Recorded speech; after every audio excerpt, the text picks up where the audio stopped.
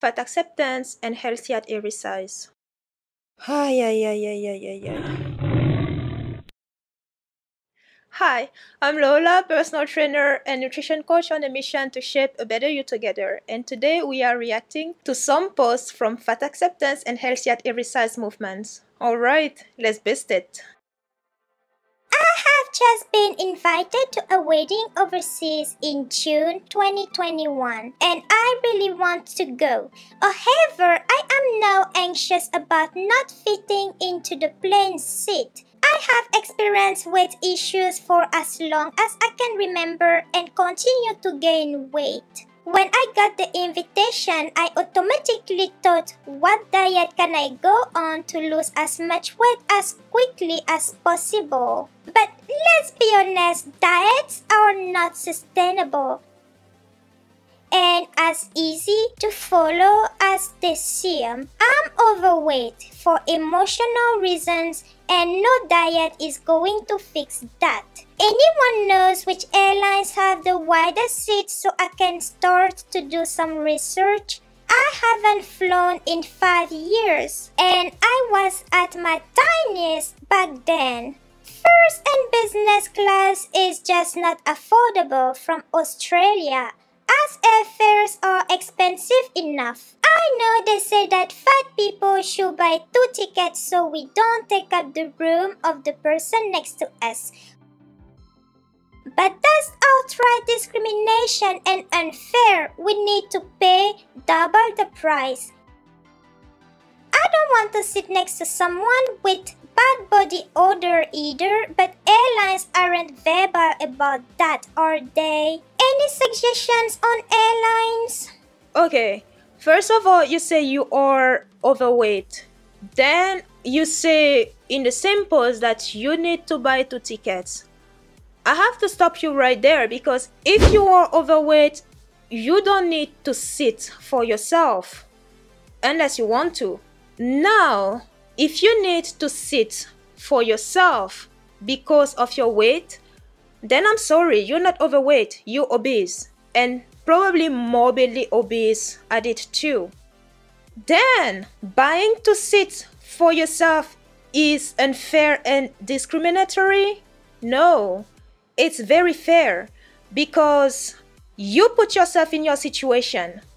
And if I buy a plane ticket, it's to be comfortable, at least as comfortable as possible during my flight.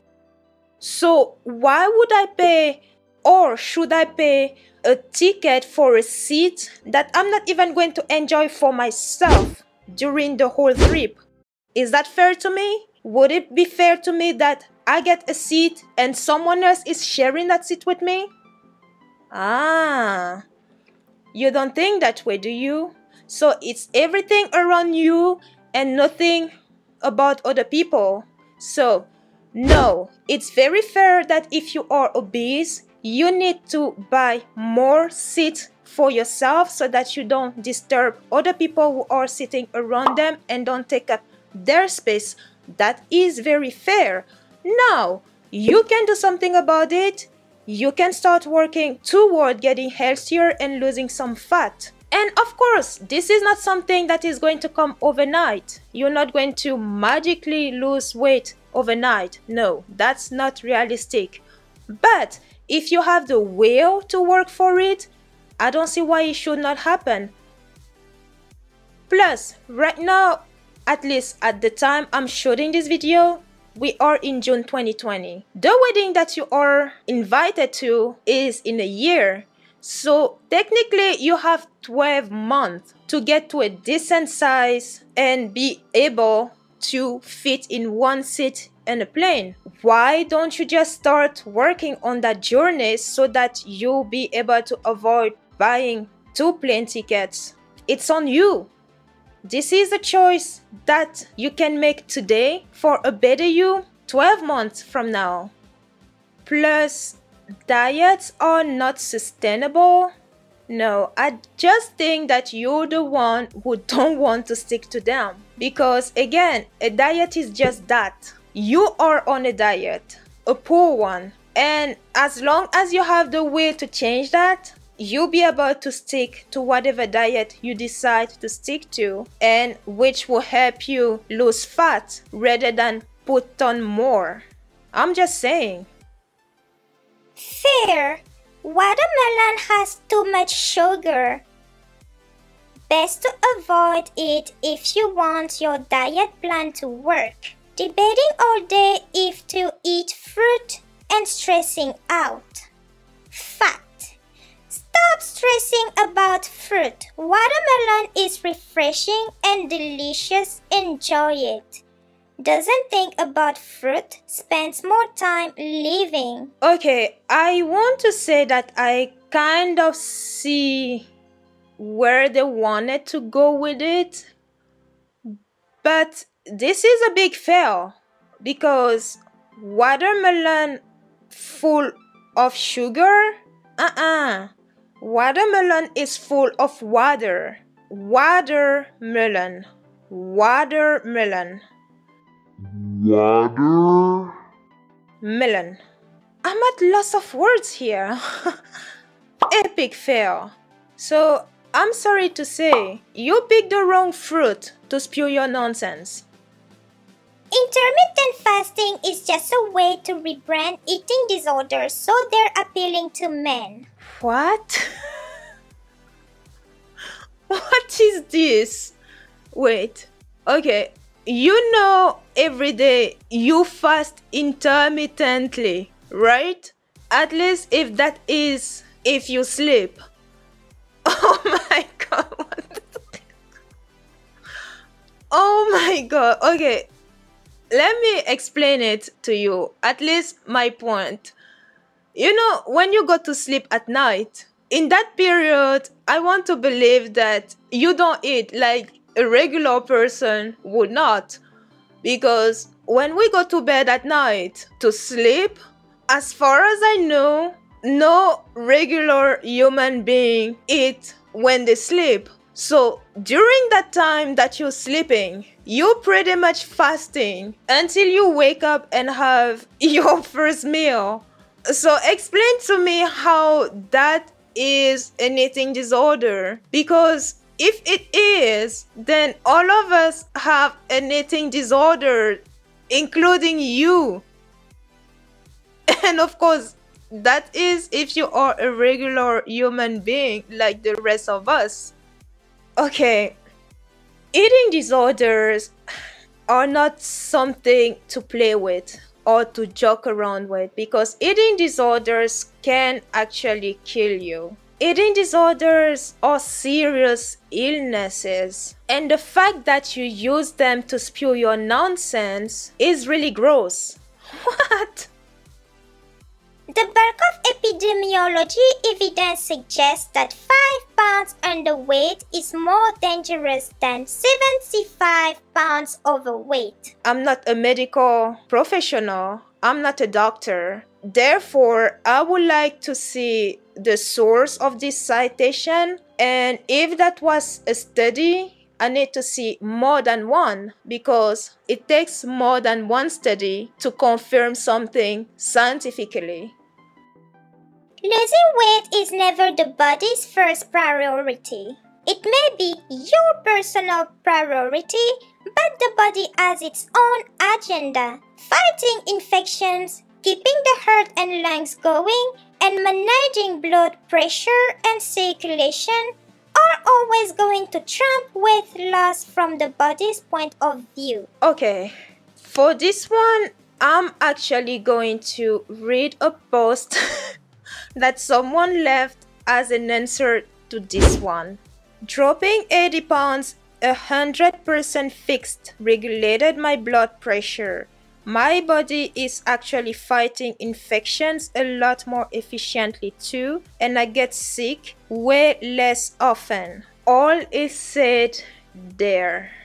Like, okay, are you seriously telling me that the body has its own mind? How do I rephrase that? How do I even say it? Okay, the body is a smart machine. That is true. But not that smart either. I mean, stop using excuses or say you lost me.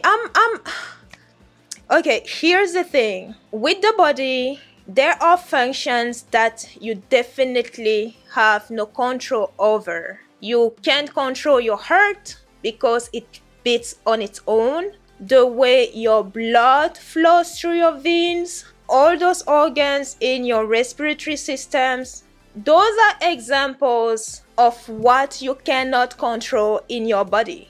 But that's different from your weight, because you absolutely have control over your weight. Of course, there are exceptions to this, but there are few. So you being 300 pounds is not something that your body chose. You be 300 pounds is something that you chose. So maybe instead of using anything that you can and turn them into excuses for your poor choices, you will start to take some responsibility for your own doing. Maybe. At age 21, I tortuously struggled to lose from 230 pounds down to 180, but I simply could not maintain that loss. And I very rapidly, a bit longer than a month, rebounded to 250, an extra 20 pounds. 250 became my new set point weight, and I hovered around that weight for more than 30 years. Bottom line, the weight you are naturally is your correct weight. If you try to change that, you're likely to end up fatter in the long run. And if you repeat that cycle, you become quite huge. The extremely fat people you see are often the result of multiple weight loss attempts. And that's how anti-fat bigotry results in increased fatness. No. If you try to lose weight and you succeeded, and then afterwards you gain weight and more, that's not because you attempted to lose weight to begin with. If you manage to lose weight, that's because you changed something in your lifestyle. And if you gain weight afterwards, that's because you came back to your old ways. So no, don't use the fact that you were not able to remain consistent with a lifestyle as an excuse for nonsense that diets don't work. Because trust me, they do. And you just failed because you were not consistent, or you refused to keep consistent at that. So no, fat people are not the result of them having tried to lose weight before. In most cases, and probably in yours, it's the result of refusing to do something about it and stick to it. Diet culture. If you eat fast food, you will crave it all day, every day. Real life. If you eat fast food, you will not crave it all day, every day. Tip: enjoy that fried chicken and move on. Okay, this is just ridiculous. First of all, no one says to never eat fast food again. No, we are just saying eat fast food or all kind of food with moderation. A burger once in a while is not going to hurt you, but a burger for each meal in one day, every day, is what is going to hurt you. So stop already with your nonsense, because fat food won't make you fat if you eat it reasonably enough. Same as a salad won't make you thin if you have it once in a while, or even if that's all you eat, because salads can make you fat too, depending on what you put in it. Going to the gym is different from genetics. You can go to the gym and do whatever exercises you want to. It's not gonna change your physics. There is actually some truth to this statement. Let me explain. If you have a poor diet, going to the gym and exercise as much as possible is not going to help because you cannot out-train a poor diet. So in that case, I do agree with you. Also, if you go to the gym and just stand there or just sit there, like you walk in, you find a spot, you sit there, yeah, that's not going to change your body. And in that case, again, I agree with you on your statement. But going to the gym and genetics, what do they have to do with one another? Are you trying to use genetics as an excuse for your poor choice? Are you trying to say that you are obese because of genetics? Because that excuse is old. And no, genetics did not make you obese. Your choices did. Stop making excuses for your poor choices and start taking some responsibility. Thanks for tuning in and see you soon.